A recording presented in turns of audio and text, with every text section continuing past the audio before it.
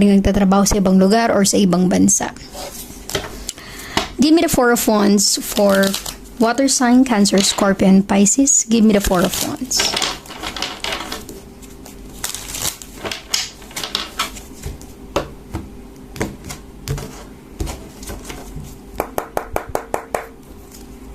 You have the Page of Wands, a fire sign. And the World, wow. The World is also a sign of change. Change is really happening in your life for water sign, Cancer, Scorpio, and Pisces. The World energy. Tingin ko water sign ang iba sa inyo nagkaroon ng opportunity. Page of Wands.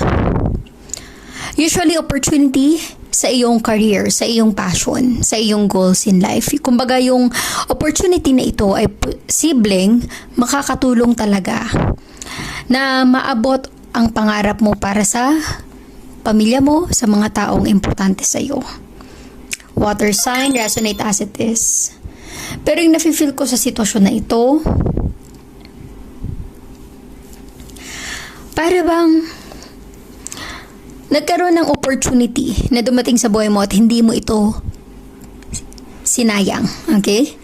Nafe-feel ko na Page of Wands kasi nagsisimula pa lang eh.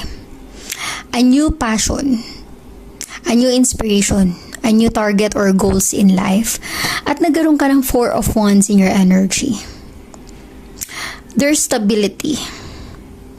Tingin ko, ang iba sa inyo, sobra na yung hardship, yung hirap na dinanas along the way. Kasi yung Page of Wands, marami pa talagang pagdadaanan sa buhay. Marami ka pang dadanasin na hirap bago mo kita yung magandang kumbaga interest ng pinaghirapan mo or makita yung magandang resulta ng pinaghirapan mo, water sign. Okay? So finally, the Four of Wands. Tingin ko ang iba sa inyo nag-iipon, nag-save to have your own property, bahay at lupa. Maaaring iba sa inyo nakapagpagawa, nakapag-renovate, nakabili ng bahay at lupa. Resonate as it is, water sign. But with the World, ibig sabihin yan, there's so much change in your life. Water sign. Grabe yung pagbabago sa buhay mo. Give me the Wheel of Fortune for water sign, Cancer, Scorpio, and Pisces.